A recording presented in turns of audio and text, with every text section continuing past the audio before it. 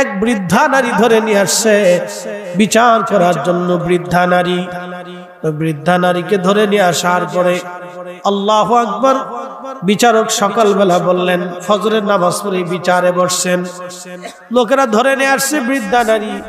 বিচারক জিজ্ঞেস করলেন ব্যাপার কি, এই বৃদ্ধা নারীকে তোমরা কেন ধরে নিয়ে আসছো? লোকেরা বলল বিচারক কাজী সাহেব, এই মহিলা রুটির দোকানে রুটি চুরি করতে যায় ধরা পড়ছে, এই জন্য আমরা তাকে ধরে নিয়ে আসছি। রুটির দোকানে রুটি চুরি করতে যাইয়া এই মহিলা ধরা পড়েছে, এই জন্য তাকে ধরে নিয়ে আসছি। বিচারক এবার ডাক দিয়ে বলতেছে বুড়িমা তুমি কি চুরি করছনি? বুড়িমা ডাক দিয়ে বলতেছে হ্যাঁ বিচারক আমি চুরি করেছি। বিচারক মহোদয় ডাক দিয়ে বলতেছেন বুড়িমা তুমি চুরি কেন করছো বলো? বুড়িমা ডাক দিয়ে বলতেছে বিচারক আমি চুরি করেছি, আমার ঘরের মধ্যে এতিম 3টা নাতি বাচ্চা আছে, আমার ছেলে এবং বৌমা দুজনই মারা গেছে, তাদের 3টা সন্তান আমার কাছে দিয়ে গেছে, তারা এতিম, এই এতিম আমি লালন পালন করি। বুড়িমা ডাক দিয়ে বলতেছে বিচারক আজকে 7 দিন হলো আমার ঘরের মধ্যে কোনো খাবার নাই, আমি অতিষ্ঠ হইয়া খাবারের অভাবে আমি আজকে এই রুটির দোকানে এতিম বাচ্চাদের মুখের দিকে তাকাইয়া আমি বৃদ্ধাকালে রুটির দোকানে রুটি চুরি করার জন্য আমি আসছি, আমি চোর। আল্লাহর আইন অনুযায়ী আপনি আমার ফয়সালা করে দেন, আমি বুড়ি বৃদ্ধাকালে চুরি করতে আসছি, আমি আসলেই চোর। বিচারক এই কথা শোনার পরে বিচারকের মন আস্তে করে নরম হয়ে গেল, চোখ দিয়ে পানি চলে আসলো। একজন বৃদ্ধা নারী তার এতিম সন্তানদেরকে এতিম নাতিনদেরকে খাওয়ানোর জন্য আজকে তার ঘরে খাবার নাই, আজকে তার ঘরে খাবার নাই, 7 দিন পর্যন্ত খাবার নাই। এই বুড়িমার ঘরে খাবার যে নাই, এই তো খাবার পৌঁছানোর কথা ছিল রাষ্ট্রের, রাষ্ট্র তার কাছে খাবার পৌঁছায় নাই, রাষ্ট্র ব্যর্থ হয়েছে, খলিফা ব্যর্থ হয়েছে, খলিফা তার ঘরে খাবার পৌঁছাইতে পারে নাই। বিচারক ডাক দিয়ে বলতেছে ও লোকেরা আমি আজকে বিচার ফয়সালা দেব না, আগামীকাল সকালবেলা ফজরের নামাজের পরে আমি বিচার ফয়সালা দিব। তবে আগামীকাল যিনি নগর প্রধান আছেন অর্থাৎ শহরের যিনি প্রধান তিনি উপস্থিত থাকবেন এবং শহরের নিরাপত্তা পুলিশ প্রধান যিনি তিনি উপস্থিত থাকবেন এবং শহরের যিনি খাদ্য অধিদপ্তরের প্রধান তিনি উপস্থিত থাকবেন এবং শহরের ধনী ব্যক্তি যারা আছে তারা উপস্থিত হবে। আমি সবার সামনে কালকে বিচার করব। একবার জোরে বলা যাবে আল্লাহু আকবার। হাজরাতে বিচারক সেই দিন বলতেছিলেন আগামীকাল সকালবেলা আমি বিচার করব, কিন্তু উপস্থিত থাকা লাগবে নগর প্রধান, পুলিশ প্রধান, খাদ্য অধিদপ্তরের যিনি তিনি প্রধান, আর শহরের ধনী ব্যক্তি যারা আছে সবাইকে উপস্থিত হতে হবে। সকালবেলা আমি বিচার ফয়সালা করব, আমি সকালে বিচার করব।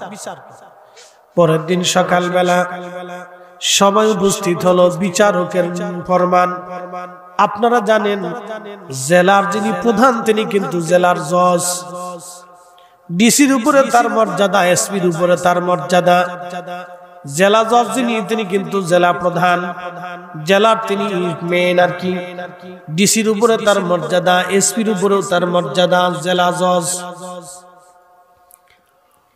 তো বিচারক তো তিনি প্রধান, তিনি সকালবেলা হুকুম দিলেন সবাইকে আসার জন্য। পরের দিন সবাই আসছে। বিচারক মহিলাকে কাঠগড়ে দাঁড়া করায় রাখলো, বলল এই নারী কালকে রুটির দোকানে রুটি চুরি করতে যে ধরা পড়েছে, তিনি অকপটে স্বীকার করেছেন তিনি চোর, কিন্তু আমার বক্তব্য হলো এই বৃদ্ধাকালে একজন নারী কেন রুটির দোকানে রুটি চুরি করতে আসবে, কারণ কি? তাকে কে চোর বানাইল? কেন এই বৃদ্ধা নারী রুটির দোকানে রুটি চুরি করতে আসবে? তার ঘরে 3টে এতিম বাচ্চা ছিল। 7 দিন তার ঘরের মধ্যে কোনো খাবার নাই। ক্ষুধার্তর কারণে সে বাধ্য হয়েছে রুটির দোকানে রুটি চুরি করার জন্য। এই রাষ্ট্র, এই খেলাফত যদি তার ঘরের মধ্যে খাবার পৌঁছাইতো, তাহলে এই বুড়ি মা চুরি করা লাগতো না। কথা বলেন ঠিক কিনা? যদি এই রাষ্ট্র, এই খেলাফত এই বুড়ির ঘরের মধ্যে খাবার পৌঁছাইতো ঠিক, তাহলে বুড়ির চুরি করা লাগতো। এই বুড়ি চুরি করা লাগে না। বিচারক বলতেছে তার অর্থ হলো তাকে চোর বানিয়েছে রাষ্ট্র। রাষ্ট্র তাকে চুরি করতে বাধ্য করেছে। রাষ্ট্র তাকে চুরি করতে বাধ্য করেছে। এই রাষ্ট্র তাকে চোর বানিয়েছে। অতএব খলিফাতুল মুসলিমিন হারুনুর রশিদ হলো প্রধান দায়ী। সে কেন এই বুড়িমার ঘরে খাবার পৌঁছাইল না? যেহেতু এই বুড়িমা তার খেলাফতের অধীনের ভিতরে আছে, অতএব হারুনুর রশিদ হলো প্রধান দায়ী। আর আমি বিচারক, যেহেতু খলিফার পক্ষ থেকে আমি বিচারক, অতএব আমি হাত পেতে দিলাম আমার হাতের মধ্যে যেন 20টা বেতের বাড়ি মারা হয়। খলিফার হাতের মধ্যে 20টা বেতের বাড়ি মারার কথা। আমি খলিফার প্রতিনিধি, আমার হাতের মধ্যে আগে 20টা বেতের বাড়ি মারো, এরপরে বাকি 20টা বেতের বাড়ি ওই যে যিনি নগর প্রধান আছেন, খলিফার পক্ষ থেকে যিনি নগরের প্রধান, তার দায়িত্ব ছিল কে খায় কে খায় না, তার প্রত্যেকটা অভুক্ত দরিদ্রর ঘরে খাবার পৌঁছানো। যেহেতু সে তার দায়িত্ব অবহেলা করেছে, অতএব তার হাতের মধ্যে 20টা বেতের বাড়ি মারা হোক। যিনি পুলিশ প্রধান, তার দায়িত্ব ছিল নিরাপত্তা দেওয়া। যেহেতু খলিফার পক্ষ থেকে সে নিরাপত্তা ঠিক মতো আদায় করে নাই, তার কাজ সে ঠিক মতো আদায় করতে পারে নাই, তার হাতের মধ্যে 20টা বেতের বাড়ি মারা হোক। খাদ্য অধিদপ্তরের যিনি ছিলেন, তার দায়িত্ব ছিল রাষ্ট্রের পক্ষ থেকে, খলিফার পক্ষ থেকে এই বুড়িমার ঘরের মধ্যে খাবার পৌঁছাই দেওয়া। যেহেতু খাদ্য অধিদপ্তরের প্রধান, তিনিও ঠিক মতো তার দায়িত্ব পালন করতে পারে নাই, অতএব খাদ্য অধিদপ্তরের যিনি প্রধান আছে, তার হাতের মধ্যে 20টা বেতের বাড়ি মারা হোক। একবার জোরে বলা যাবে কি আল্লাহু আকবার? আমার রাসূল যদি না আসতো, পৃথিবী অন্ধকারেই থাকতো, ঠিক কিনা? এই মানবতা, এই যে মুক্তি, সুন্দর দিশা, সুন্দর রাস্তা, পৃথিবীর কোন মানুষ কোনদিন পেত না। পৃথিবী অন্ধকারেই থাকতো। আমার রাসূল আসার কারণে দুনিয়া এত সুন্দর হয়েছে। বন্ধু, খুব মনোযোগ দিয়ে কথাগুলি শুনবেন। খলিফা হারুনুর রশিদের কথা বলছিলাম। সেই দিন বিচারক বলল, ধনী ধনী ব্যক্তি যারা আছে তাদেরকেও বাকি 20টা বেতের বাড়ি তাদেরকেও মেরে দেয়া হোক। খলিফা বিচারক বলতেছিলেন, শোনো, এই মহিলা বৃদ্ধা নারী তিনি চুরি করেছেন, আমি তার জন্য 100টা বেত্রাঘাত নির্ধারিত করলাম। আল্লাহর আইন অনুযায়ী চোরের শাস্তি ছিল হাত কেটে দেওয়া। যেহেতু লোকটা বৃদ্ধা, অতএব আমি বিচারক হিসাবে হাত কাটাটা মওকুফ করে দিলাম। 100 বেত্রাঘাত নির্ধারিত করলাম। এই 100 বেতের বাড়ির মধ্যে 20টা বেতের বাড়ি খলিফার জন্য নিযুক্ত করা হলো। বাকি 80টা বেতের বাড়ি এই যে শহরের নগরের যিনি প্রধান আছেন, পুলিশ প্রধান আছেন, খাদ্য অধিদপ্তরের যিনি প্রধান আছেন, এবং শহরের ধনী ধনী ব্যক্তি যারা আছেন তাদের জন্য বাকি 20টা বেতের বাড়ি নিযুক্ত করলাম।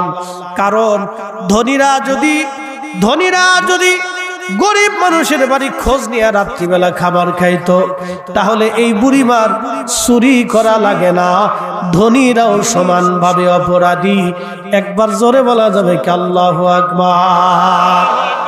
প্রিয় উপস্থিতি, সবার জন্যই সমান। খুব মনোযোগ দিবেন, কথাগুলি শুনবেন বাবা আমার। খলিফা বিচার রায় দিয়ে দিলেন। সবার হাতের মধ্যেই কষে কষে বেতের বাড়ি মারা হলো। এরপরে বিচারক বললেন, আমি এই মহিলার জন্য আমি 300 দিনার বা দিরহাম আমি জরিমানা ধার্য করলাম। 100 দিরহাম সরকারি রাষ্ট্র কোষাগারে জমা করা হবে, বাকি 20 দিরহাম ওই রুটির দোকানদারকে দেওয়া হবে, আর বাকি 180 দিরহাম এই মহিলার হাতে দিয়ে দেওয়া হবে। আর এই অর্থগুলি কারা দিবে? যেহেতু এই অর্থ দিবে খলিফার পক্ষ থেকে আমি প্রতিনিধি, অতএব আমি বিচারকের পক্ষ থেকে 50 দিরহাম জমা করলাম, বাকিরাও যেন 50 দিরহাম করে দিয়ে দেয়। অর্থ মন্ত্রণালয় দুঃখিত, যিনি নগর প্রধান তিনি 50 দিলেন, এরপরে পুলিশ প্রধান 50 দিলেন, এরপরে আপনার ওই যে কি বলে আপনার খাদ্য অধিদপ্তর 50 দিলেন। ধনীরা কিছু কিছু দিয়ে 300 দিরহাম হয়ে গেল, 100 দিরহাম রাষ্ট্রীয় কোষাগারে জমা হয়ে গেল, আর 20 দিরহাম রুটির দোকানদারকে দিয়ে দেওয়া হলো, আর 180 দিরহাম নিজের কাছে মহিলার কাছে দিয়ে বললেন, বুড়ি মা আপনি যেহেতু বুড়ি এতিম বাচ্চা নিয়ে থাকেন, আপনার এই এতিম বাচ্চাদেরকে নিয়ে 180 দিরহাম নিয়ে আপনি খাবেন, আর 1 মাসের মধ্যে আপনি খলিফা হারুনুর রশিদের রাজ দরবারে যাবেন। ওনার রাজ দরবারে গেলে খেলাফতের খলিফা রাজ দরবারে সবার সামনে আপনার কাছে ক্ষমা চাইতে বাধ্য হবে। একবার জোরে বলা যাবে আল্লাহু আকবার। এবার এই মহিলা বিচার দেখেন, কি চমৎকার বিচার ছিল সেই দিন। তার স্ত্রী জুবাইদা নহরে জুবাইদা বানিয়ে দিছে, কাবাতে এখনো সেটা আছে। তো খলিফাতুল মুসলিমিন হারুনুর রশিদ রাজ দরবারে, মহিলা ধীরে ধীরে 1 মাস পরে সুদূর সিরিয়ার আলেপ্পো থেকে ইরাকের বাগদাদে আসছে। সেই দিন প্রায় বহুদিন সফর করে ইরাকের বাগদাদে আসছে, খলিফার সাথে দেখা করবে, খলিফা তার কাছে ক্ষমা চাবে। একসাথে বলবেন মারহাবা। আর আমরা ক্ষমা কি জিনিস ভুলেই গেছি, ঠিক কিনা? আমরা ভুলে গেছি। ওই মহিলা ধীরে ধীরে ধীরে ধীরে তিনি খেলাফতের রাজ দরবারের ভিতরে ঢুকতেছিলেন। আল্লাহু আকবার। বিরাট বড় রাজ দরবার, খলিফার রাজ সিংহাসনে বসা, উনি খলিফার সামনে ধীরে ধীরে আসতেছেন।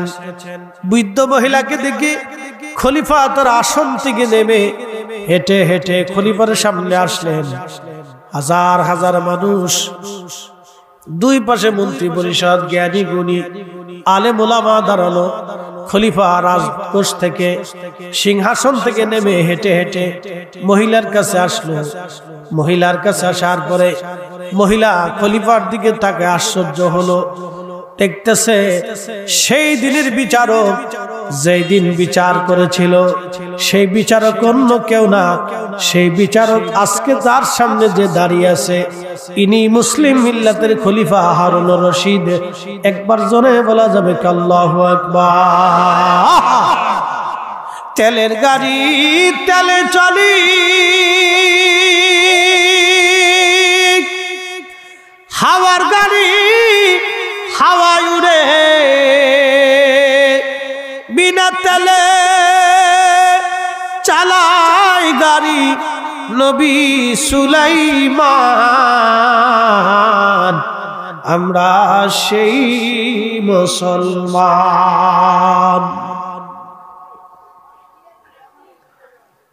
মহিলা আশ্চর্য হয়ে গেল, খলিফা সেই দিনের বিচারক আপনি? আজকের খলিফা বলে, হ্যাঁ বুড়িমা আমি সেই দিনের বিচারক, আমি খলিফাতুল মুসলিমিন হারুনুর রশিদ। মারে তুমি 7টা দিন নাতি নিয়ে ক্ষুধার্ত ছিলে রে মা। আমি সেই দিন বিচার ফয়সালা করেছিলাম, আমি খলিফাতুল মুসলিমিন হিসেবে বিচার করেছিলাম, কিন্তু আজ তোমাকে এখানে কেন ডেকে আনলাম? রাজ দরবারে প্রকাশ্য মানুষের সামনে আমি তোমার কাছে ক্ষমা চাবো এই জন্য। বুড়িমারে আমি এই মিল্লাতের খলিফা, আমি মুসলিম মিল্লাতের খলিফা, পৃথিবীর বিরাট সাম্রাজ্যের মালিক আমি বুড়িমা। কিন্তু কিয়ামতের ময়দানে আল্লাহর আদালত বসবে, আল্লাহর আদালতে আমি সেই দিন আসামি হয়ে যাব। যদিও আমি বিরাট মিল্লাতের খলিফা, বিরাট সাম্রাজ্যের খলিফা, কিন্তু আমার মহান মালিক আল্লাহর আদালতে আমি কিছুই না। আমি সেই দিন আসামি হয়ে যাব। তুমি বুড়িমা কিয়ামতের ময়দানে যদি আল্লাহর আদালতে বিচার ডাক দাও যে আল্লাহ আমি 7 দিন ক্ষুধার্ত ছিলাম, আমার এতিম নাতি সন্তানরা ক্ষুধার্ত ছিল, আল্লাহ রাষ্ট্রের খলিফা হারুন রশিদ এত বড় খলিফা হওয়ার সত্ত্বেও সে আমার ক্ষুধার দিকে তাকায় নাই, আমার দরিদ্রতার দিকে তাকায় নাই, আমার এতিম নাতি সন্তানরা ক্ষুধার্ত ছিল, আমার খলিফা আমার ঘরে খাবার পৌঁছায় নাই।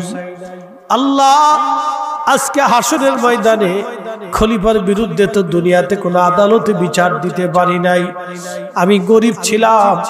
আল্লাহ আজকে তোমার আদালত আমি বিচার চাইলাম। বুড়িমারা হাসরের ময়দানে তুমি যদি একবার বিচার আশা করো, বিচার দাবি করো রে বুড়িমা, আল্লাহর আদালতে আমি আসামি হয়ে যাব। বুড়িমারে আমি হারুন রশিদের জিন্দেগি ধ্বংস হয়ে যাবে সেই দিন। ও বুড়িমা আমি তোমার রাজ দরবারে ডাকছি, সবার সামনে ক্ষমা চাইতেছি। বুড়িমা কিয়ামতের ময়দানে আল্লাহর আদালতে তুমি আমার নামে বিচার কর চাইবা না, বলো সবার সামনে তুমি আমারে মাফ করছনি, আমারে ক্ষমা করছনি রে বুড়িমা। আর বলে দাও সবার সামনে কিয়ামতের ময়দানে তুমি আমার বিরুদ্ধে মামলা করবা না, আল্লাহর আদালতে মামলা করবা না।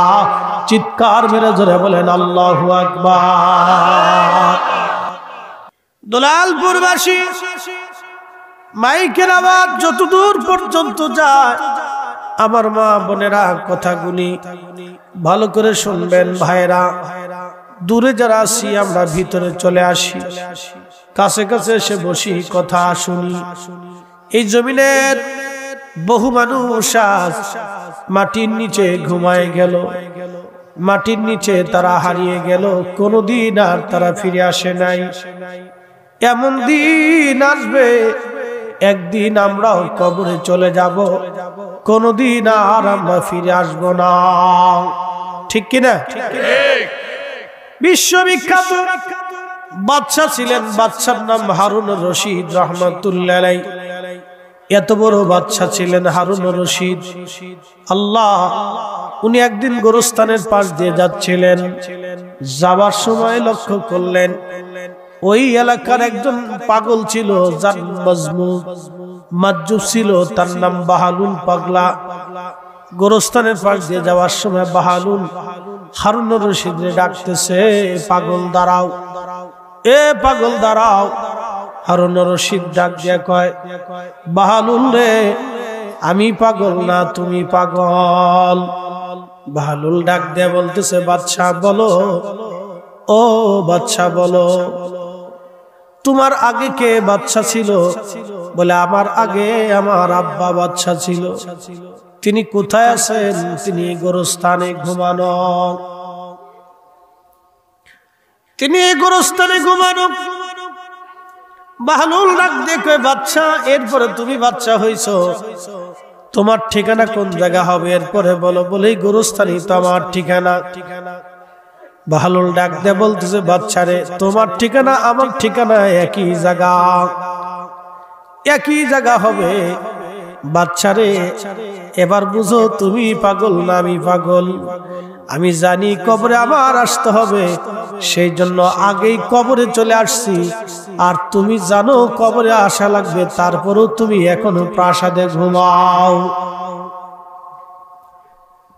এ হারুন খলিফা, আমি জানি গোরস্থানে আমাকে আসতে হবে, এই জন্য আমি আগেই চলে আসছি, দুনিয়া ছাইড়ে দিছি। আর তুমি জানো তোমাকে গোরস্থানে আসতে হবে, আর তুমি এখনো প্রাসাদে পড়ে রয়েছো, তো তুই পাগল না আমি পাগল বলছি। খলিফা হারুন বলতেছে, হ্যাঁ ঠিক বলছিস বাহালুল, আমি পাগল। বাহালুল রে আমি পাগল, ঠিক বলছিস। এই খলিফা হারুন রশিদ এত বড় নেই পরন একজন বাচ্চা ছিলেন, তার জীবনের একটা ঘটনা শোনাই, খুব মনোযোগ দিবেন। খলিফা হারুন রশিদের দরবারে একটা চিঠি আসলো। চিঠি বর্তমান সিরিয়ার আলেপ্পো, তখন রাজধানী ছিল ইরাকের বাগদাদ। কত বড় সীমানা ছিল আপনাদেরকে বুঝাই। বর্তমানে ইরান, এরপর উজবেকিস্তান, তুর্কমেনিস্তান, তাজাকিস্তান, এরপর আপনি যদি ধরেন ইরাক, ইয়ামান, ওমান, সৌদি আরব, জর্দান, কাতার, কুয়েত, বাহরাইন, লেবানন, লিবিয়া, ফিলিস্তিন, সিরিয়া, মিশর, Algeria, Nigeria, Sudan, Morocco, Tunisia, কত বিরাট বড় রাজ্য।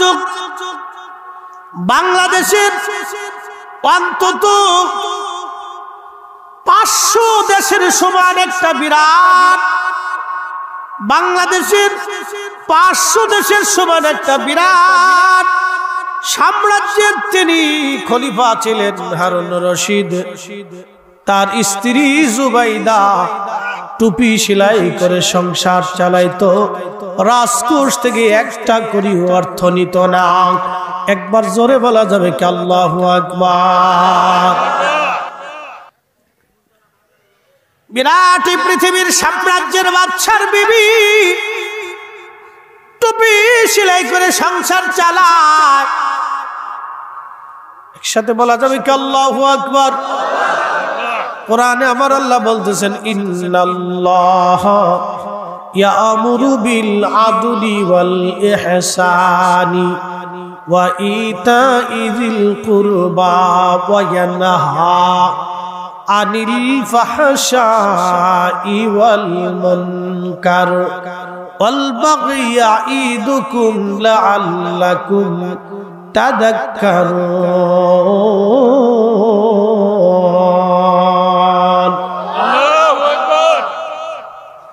আমি আমার যত পীর ভাই আছে সবাইকে অনুরোধ করব, নিজেরাও ভিতরে চলে আসবেন, অন্যদেরকেও ভিতরে আস্তে আস্তে বসায় দিবেন।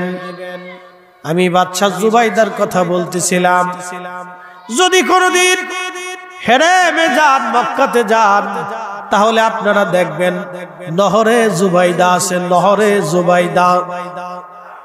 ওই যে খলিফার স্ত্রী জুবাইদা, তিনি হজ করতে আসার পরে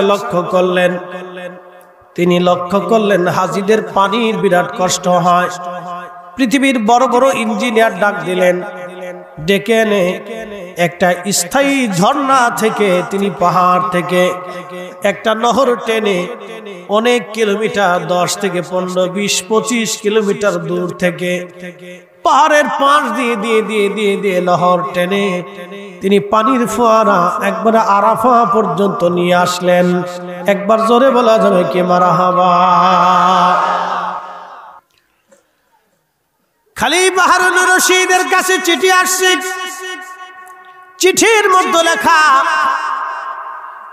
আগা খলিফাতুল মুসলিমিন, আমাদের সিরিয়ার আলেপ্পোতে কোনো বিচারক নাই।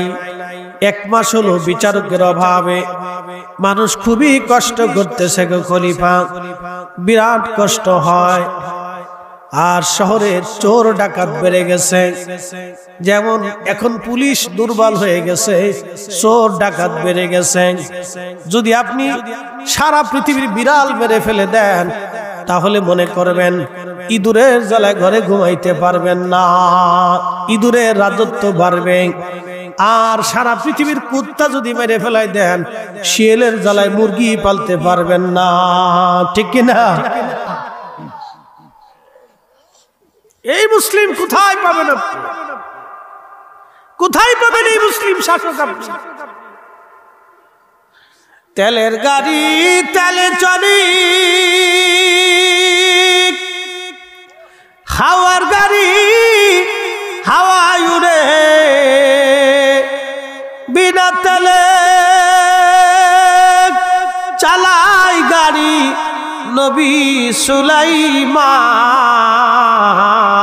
আমরা সেই মুসলমান। আল্লাহর নবী বললেন আস-সুলতানু জিল্লুল্লাহি ফিল আরদ, খলিফা যারা, সুলতান যারা, রাজা যারা, বাদশা যারা হবে তারা জমিনে আল্লাহর ছায়া, আল্লাহর ছায়া, আল্লাহর ছায়া। আল্লাহ যেমন জমিনে ছায়া দিয়ে রাখেন, হিন্দুকেও আল্লাহ খাবার দেন, ধনীকেও আল্লাহ খাবার দেন, গরিবকেও আল্লাহ খাবার দেন। কথা বলেন ঠিক কিনা? ধনীকেও আল্লাহ খাবার দেন, গরিবরেও আল্লাহ খাবার দেন, হিন্দুরেও আল্লাহ খাবার দেন, বৌদ্ধরেও আল্লাহ দেন, খ্রিস্টানরেও আল্লাহ দেন, অন্ধরেও আল্লাহ দেন, চোরেরও আল্লাহ দেন, ডাকাতরেও আল্লাহ দেন, সবাইকে আল্লাহ খাবার দেন। আল্লাহ জমিনের সবাইকে যেমন ছায়া দিয়ে রাখেন, আবার সবার বিচার ফয়সালাও আল্লাহ করেন। অপরাধ করলে শাস্তি দিবেন এবং যারা ভালো কাজ করবে তাদের উত্তম প্রতিদান আল্লাহ নিজেই দিবেন। জমিনে শাসকরা হচ্ছে আল্লাহর ছায়া, শাসক গোষ্ঠীরা ওইরকম জমিনে সবাইকে সমান চোখে দেখবে, সমস্ত প্রজারা তার সমান হবে। সন্তানকে যেমন চোখে দেখে শাসক গোষ্ঠীরা প্রজাদেরকে অমন ভাবেই দেখতে হবে। যারা নেতৃস্থানীয় থাকবে, তার অধীনস্থ যারা থাকবে সবাইকে সমান চোখে দেখবে। নিজের সন্তানকে যেমন দেখে অধীনস্থদেরকে অমন ভাবে দেখবে। আল্লাহর নবী বললেন শাসকরা যদি প্রজাদেরকে ওইরকম চোখে দেখে তাহলে বুঝবা সে অরিজিনাল শাসক। আস-সুলতানু জিল্লুল্লাহি ফিল আরদ, সে আল্লাহর দেওয়া আমানত ঠিকমতো আদায় করবে।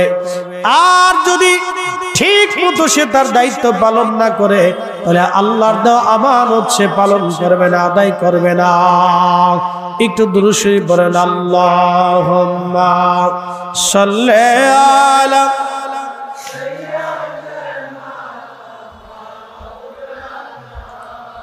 মুহাম্মাদ ওয়ালা আলি সাইয়্যিদিনা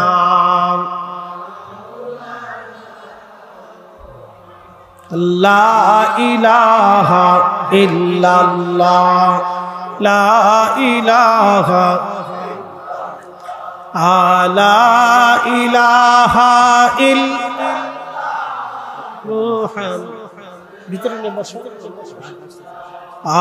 আসবি রব্বি জাল্লাল্লাহ মা ফি কলবি গায়রুল আহানুর মুহাম্মদ, বলি নূর মুহাম্মদ,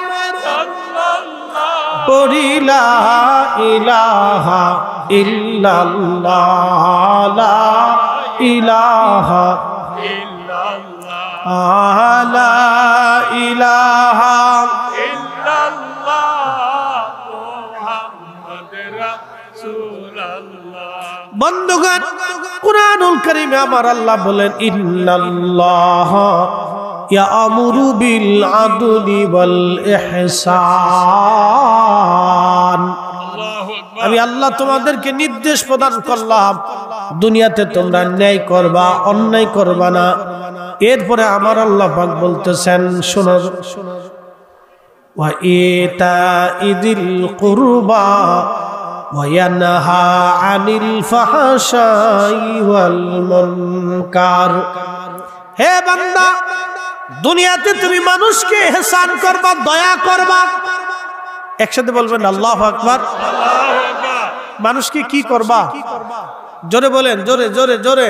দয়া, দয়া। আল্লাহ রাসূল বলেছেন, ও উম্মত, তুমি জাহান্নাম থেকে বাঁচো, একটা খেজুর খাওয়াইয়া হলেও জাহান্নাম থেকে বাঁচার চেষ্টা করো। তুমি তোমার ভাইকে একটা খেজুরের দানা খাওয়াইয়া হলেও জাহান্নাম থেকে বাঁচার চেষ্টা করো। একসাথে বলবেন না মারহাবা। আমার মিলাদের জিলাপি নিয়ে যারা নাক ছিটকেন তারা ভালো করে বুঝে যান, মিলাদ শরীফের জিলাপি নিয়ে নাক ছিটকেন না। এদেশের বহু মা সন্তানদের 2-4-6 মাস জিলাপি খাওয়াইতে পারে না। আল্লাহ রাসূল বলেন, উম্মত তোমরা জাহান্নাম থেকে বাঁচো, তোমার একটা ভাইকে একটা খেজুরের দানা হয়ে হলো খাওয়াইয়া হলো জাহান্নাম থেকে বাঁচো। জাহান্নাম থেকে বাঁচো তোমরা। যদি তা খাওয়াইতে না পারো তাহলে অন্তত তোমার ভাইয়ের সাথে মুস্কি হাসি দিয়ে হলো জাহান্নাম থেকে বাঁচার চেষ্টা করো। একসাথে বলবেন না মারহাবা। এই জন্য আপনারা তাবারুক খাওয়াবেন, মিলাদের পরে খাওয়ান, ফাতিহার পরে খাওয়ান, এরপরে মাহফিলের পরে খাওয়াবেন, এগুলো বরকতের কাজ। আর কেউ যদি মনে করে যে না এগুলি খাওয়ায় কি হবে, তাহলে এটা ভুল ধারণা। কি হবে এই কথা তো আপনার বলার অধিকার নেই। এখন আল্লাহ যদি জিজ্ঞেস করে বান্দা তোরে খাওয়ায় আমার কি হবে, আমার যদি রিজিক বন্ধ করে দেয় তখন তুমি কান্নাকাটি করবা। হ্যাঁ, খাওয়ায় কি হবে এই কথা বলা যাবে না।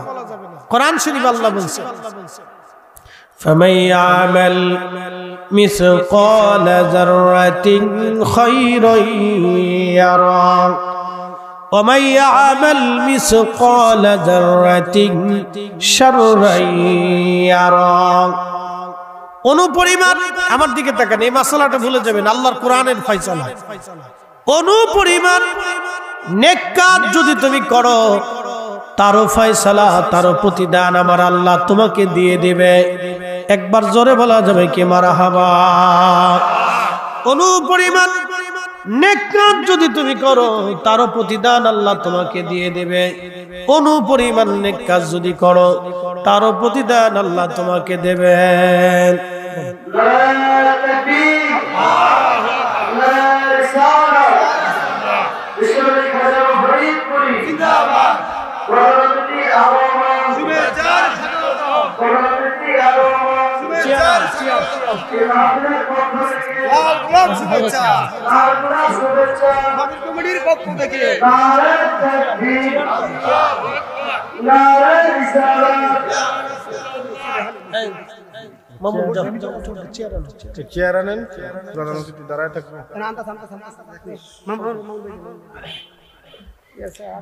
আচ্ছা, আমরা দুরূদ শরীফ পড়ি। আল্লাহুম্মা সাল্লি আলা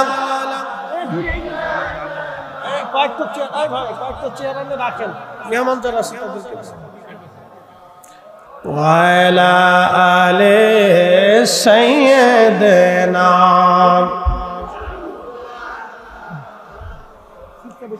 আমরা সকলে বলি আলহামদুলিল্লাহ। আমাদের মাননীয় প্রধান অতিথি জনাব ইকবাল হোসেন ভূঁইয়া সাহেব, রুকসানা এন্টারপ্রাইজ এর প্রোপাইটার, বিশিষ্ট ব্যবসায়ী, তিনি আমাদের মাঝে আসছে। আমরা সকলে বলি আলহামদুলিল্লাহ। যেহেতু আমাদের এই একটা প্রতিষ্ঠানকে মহব্বত করে চেয়ারম্যান সাহেব আসছেন, আমাদের সম্মানিত প্রধান অতিথি সাহেব জনাব ইকবাল হোসেন ভূঁইয়া সাহেব তিনিও আসছেন। আমরা আমাদের সকলের পক্ষ থেকে তাদেরকে অভিনন্দন জানাই, ঠিক কিনা? আল্লাহ তাদের হায়াতে এবং জীবনে, আল্লাহ রুটিতে রুজিতে, সন্তানে, আল্লাহ সংসারের জন্য বরকতে কামেলা আজিলে দেয়, বলেন আমিন। কারণ এই সমস্ত ধর্মীয় প্রতিষ্ঠানে, এই সমস্ত স্থাপনাগুলিতে আমার ভাইরা এসে আমাদেরকে সহযোগিতা করছে, সমর্থন দিয়ে তিনারা একটা সহযোগিতা করছে। শোনেন, আপনারা যা আসছেন এটাও একটা সহযোগিতা। এই যে মাদ্রাসায় কোরআন তেলাওয়াত হবে, নেকি কি আপনারা পাবেন না? আসতে হলো কেন পাবেন না? দান যে করে, শোনেন একটা মাসলা মনে রাখবেন, যে দান করে সে নেকি পায়, যে দান করার জন্য উৎসাহিত করে সেও নেকি পায়, যে দান করার কাজে সাহায্য করে সেও নেকি পায়। অর্থাৎ আপনি 100 টাকা দান করছেন, এই 100 টাকা দান করলে যে সওয়াব হবে, আপনি একজনকে উৎসাহিত করছেন, সেজন্য ওই 100 টাকারই সওয়াব হবে। এবং আপনি ওই 100 টাকা নিজ হাত দিয়ে ধরে বা ওই বাড়ি পর্যন্ত পৌঁছায় দিয়েছেন, এটার জন্য আপনি নেকি পেয়ে যাবেন। একসাথে বলবেন না মারহাবা।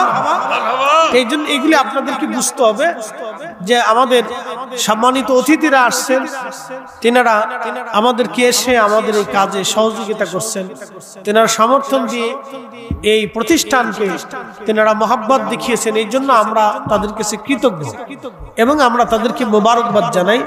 আল্লাহ তাদের দুনিয়া আখিরাতে তারাক্কি নসিব করুন, বলে না আমিন। আমার আলোচনা দীর্ঘায়িত আমি করব না, একবারে বেশি লম্বা করব না, খুব মূল ডিপলি আলোচনা আমি মূল আলোচনা করে ফেলছি। এখন শুধু আপনাদেরকে নিয়ে দুটি কথা। তাহলে বলেন যে আল্লাহর নবী বললেন একটা খেজুর দানা দিয়ে হলো তুমি তোমার ভাইকে মেহমানদারি করাও। একসাথে বলবেন না মারহাবা। আচ্ছা আপনারা রোজা রাখেননি? রোজা, আচ্ছা আলহামদুলিল্লাহ। যারা রোজা রাখেন ইফতার করান না? করান। দেখেন রোজা রাখনেওয়ালা আর ইফতার করনেওয়ালা সব কেমন ভালো করে দেখেন। এখান থেকে অনেক কিছু বুঝে যাবেন, আমি শিখাই দিচ্ছি। প্রিয় উপস্থিতি, রোজা রাখলেন, ইফতার করাবেন। আল্লাহর নবী বলেন উম্মত রে, তোমার ভাইকে তোমরা ইফতার করাও। সাহাবীরা বলেন ইয়া রাসূলুল্লাহ, ইফতার করানোর মতো সবার তো সামর্থ্য নাই।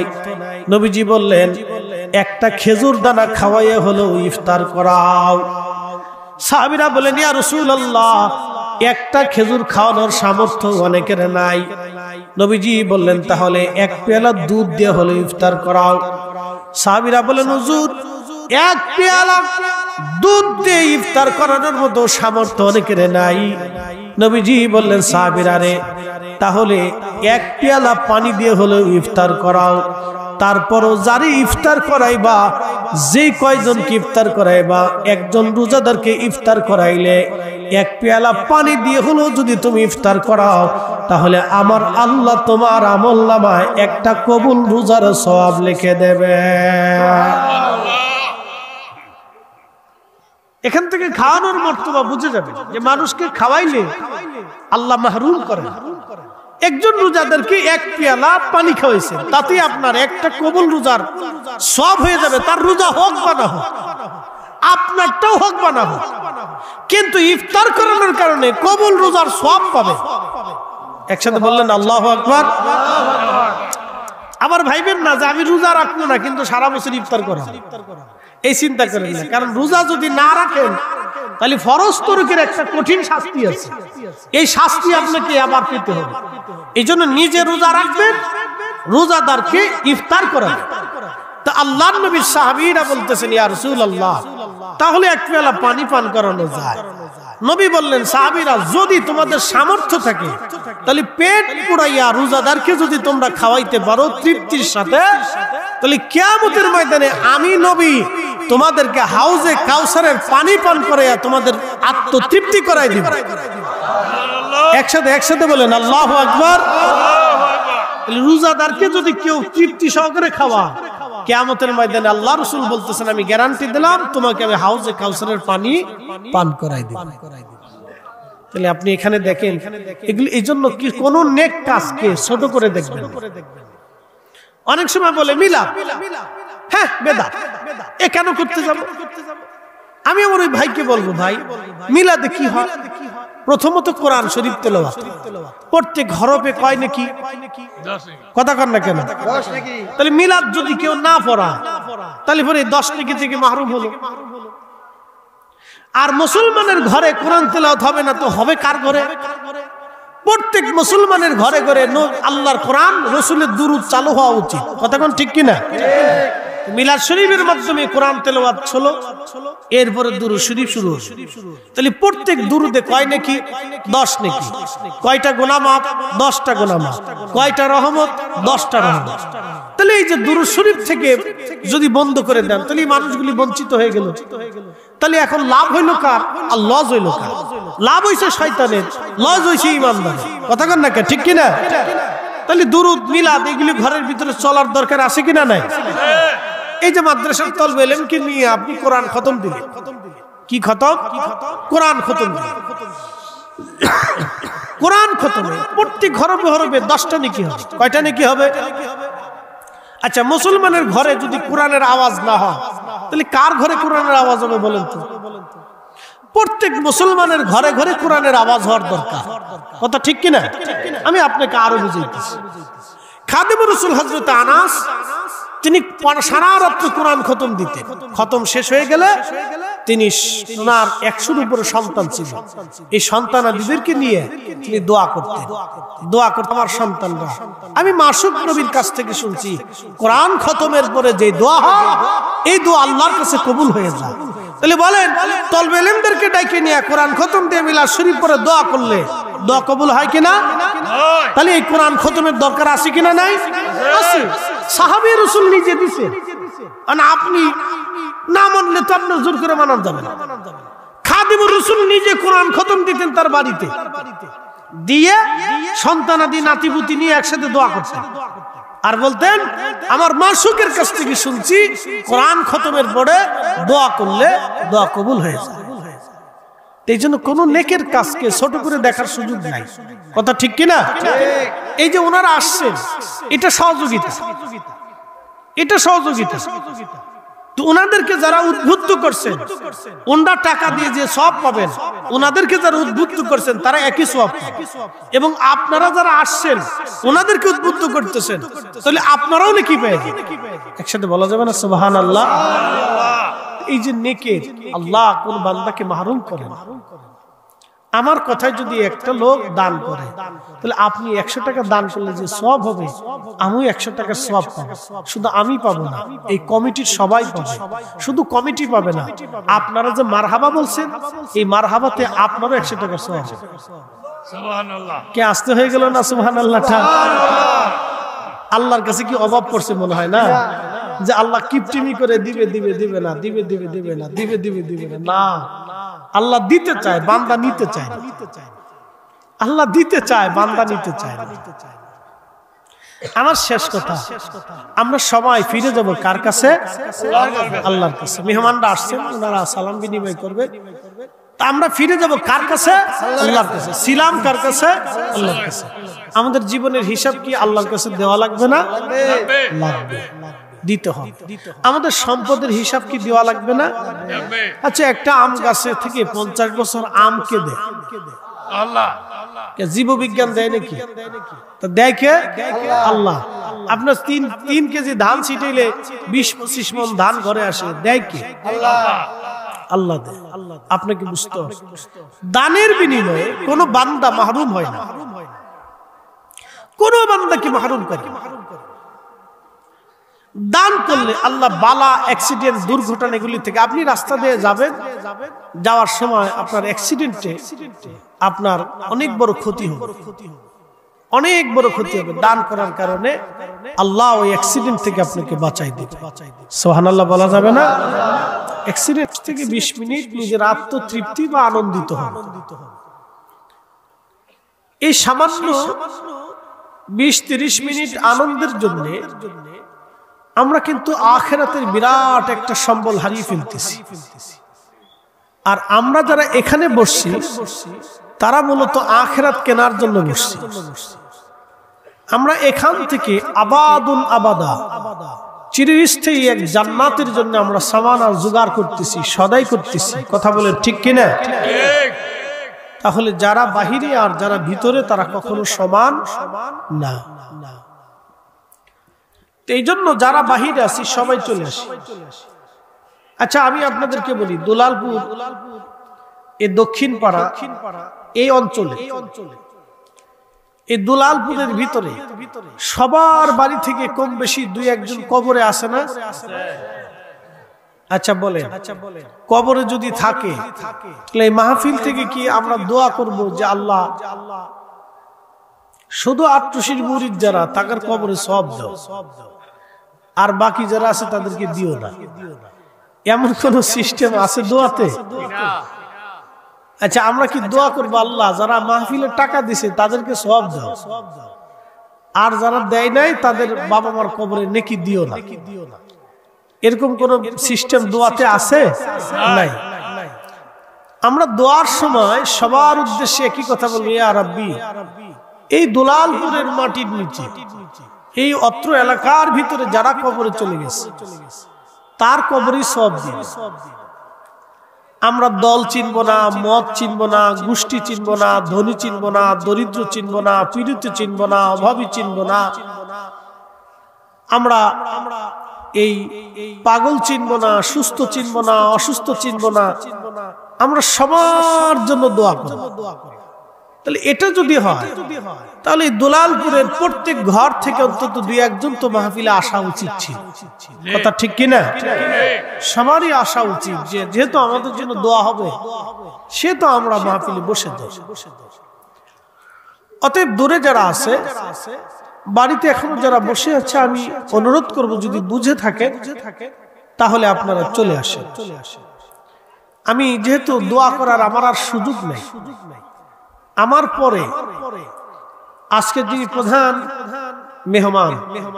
মেহমানে আলা আল্লামা মুফতি মাহবুবুর রহমান গাজীপুরী সাহেব, তিনি আপনাদেরকে নিয়ে দোয়া করবেন। আমার কাজ হচ্ছে, যেহেতু এটা আমি প্রতিষ্ঠানটা একটু হাতে নিছি, তদারকি করতেছি, কাজ আপনারাই করেন, শুধুমাত্র পিছন দিক থেকে আমার একটু ঠেলা দেব, এই জোরে হেই, কথা ঠিক আছে না? ঘোড়ার গাড়ি উঠানোর সময়, গরুর গাড়ি উঠানোর সময় আগে দুইজনে ঠেলতো আর একজনে বলতো আরো জোরে হেইও, জোর হয় না কে হেইও, হেইও কলি একটা ধাক্কা আসে, শরীরে জোর আসে। তা আমি ওই যে পাশ থেকে দাঁড়ায় খালি কে আরো জোরে, আপনারা এখন হেইও, জোর হয় না কে হেইও। তা আমি হচ্ছে বাসন থেকে জুগাইলে।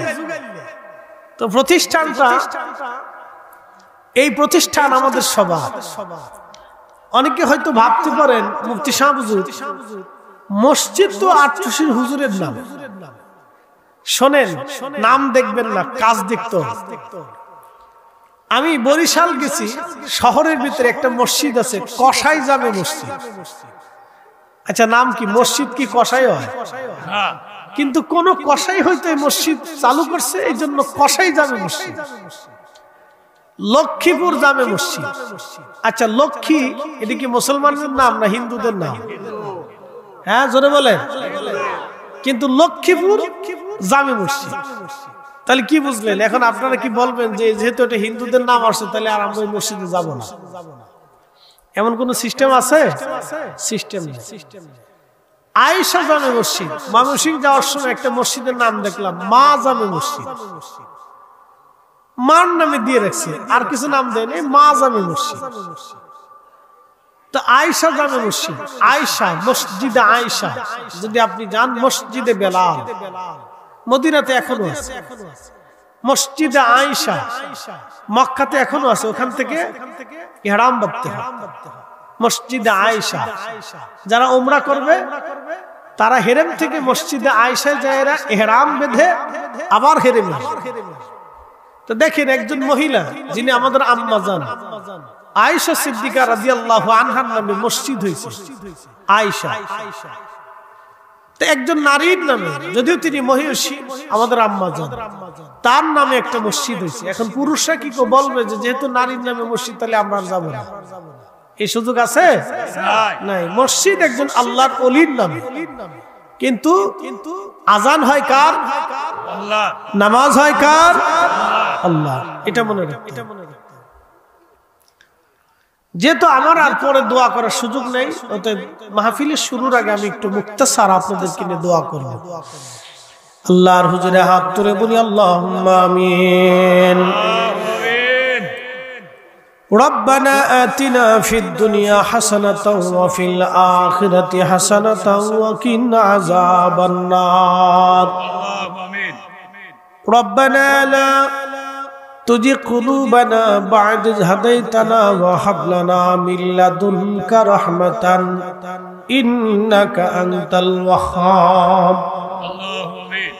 رب العالمين আল্লাহ জামিয়া মুজাদ্দিদিয়া মাদ্রাসা, এখানে ছেলেরা কোরআন শরীফ পড়বে, কোরআন হিফজ করবে, আলেম হবে। আল্লাহ, একদিন আমরা সবাই কবরে চলে যাব।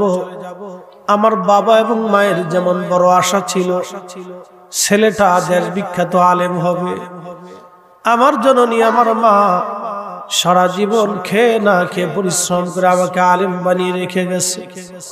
আল্লাহ, আমরা যেন জামিয়া মুজাদ্দিদিয়া মাদ্রাসার প্রত্যেকটা সন্তানকে ওইরকম আলেম বানাইয়া সিলসিলার রাহবার হিসেবে যেন রেখে যেতে পারি, সেই তৌফিক আমাদের সবাইকে দান করে দাও। রব্বুল আলামিন এই মাহফিলে অর্থ দিয়ে, বিত্ত দিয়ে, শারীরিক শ্রম আর মেহনত ভালোবাসা দিয়ে এই সুন্দর বাগান যারা সাজাইছে গো আল্লাহ, কারো বাবা নাই, কারো মা নাই, কারো মাও নাই, বাবাও নাই। আল্লাহ, কবর দেশে কেমন আছে আমরা জানি না। ইয়া রাব্বি, বাবা মারে যদি মাফ না করো, সন্তান কোন দরজায় হাত বাড়াবে? আল্লাহ, ইয়া রাব্বি,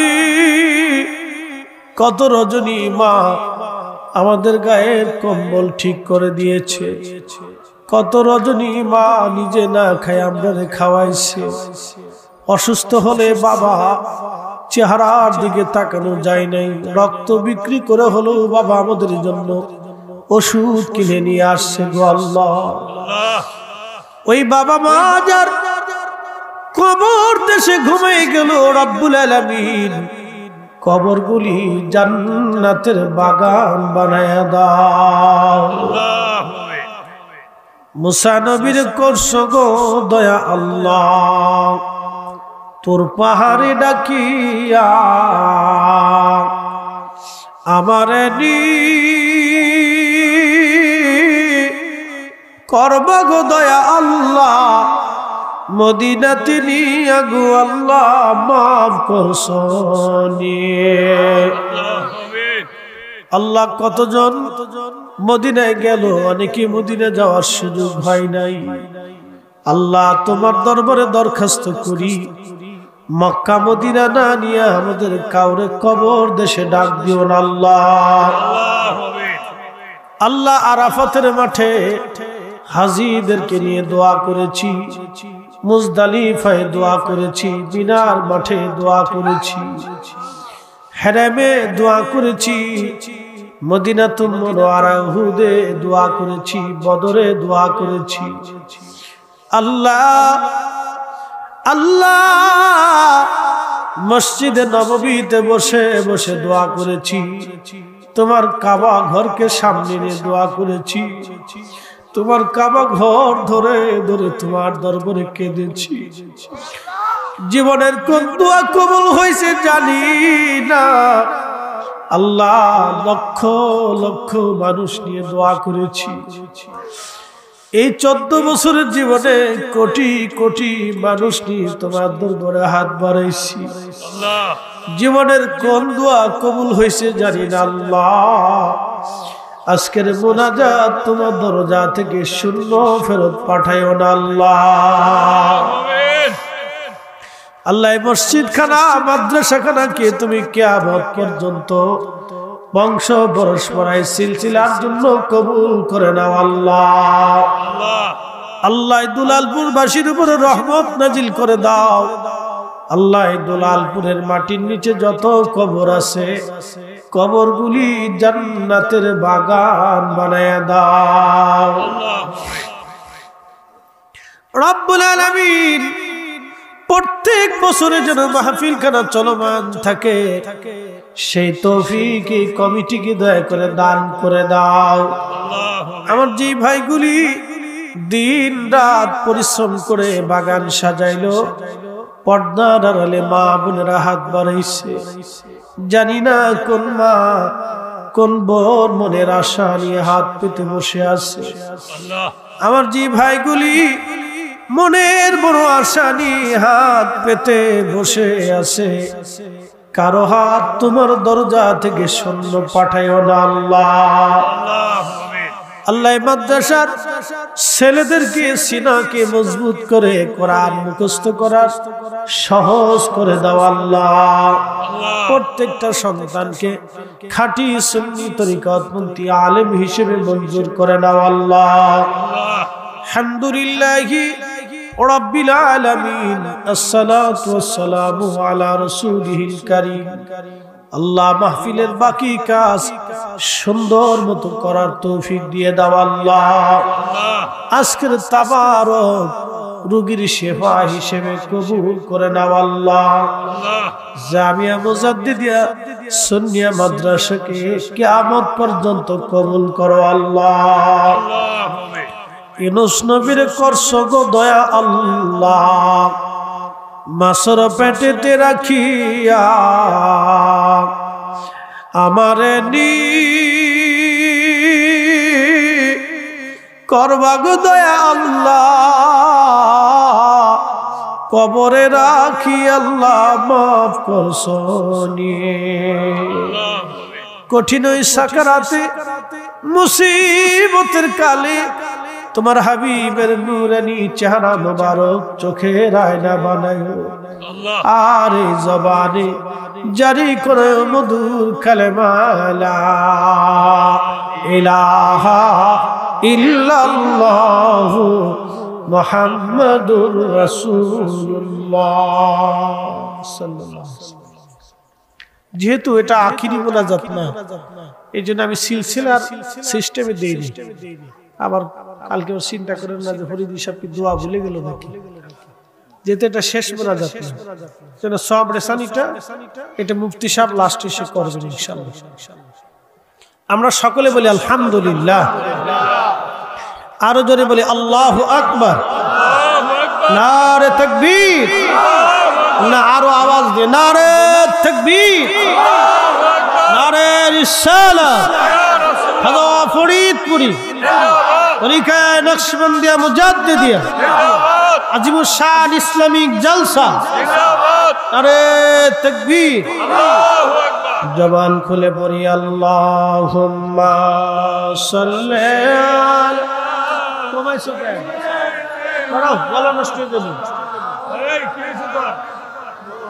মুহাম্মাদ ওয়ালা আলি সাইয়্যিদানা মাওলানা মুহাম্মদ।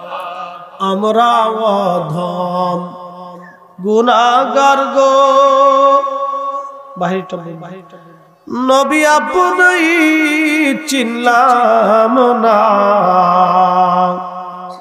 সেই কারণে রোজ হাসরে আমাদেরকে ভুলেন না। আল্লাহুম্মা সাল্লি আলা চেক দাও, বাহিরটা সাউন্ড বন্ধ, বাহিরটা চেক দাও।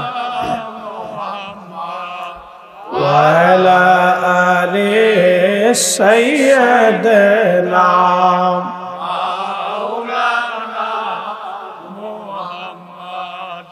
বন্ধুগণ, সময়ের স্বল্পতা, কথা অনেক বেশি হবে। যেই জমিনে আপনারা বসে আছেন, আগামী দিন সেই জমিনের নিচে আমাদের ঘর হবে, ঠিক কিনা? এই তোমার বাহিরের মাইক মানে বন্ধ, দেখো ভালো করে দেখো।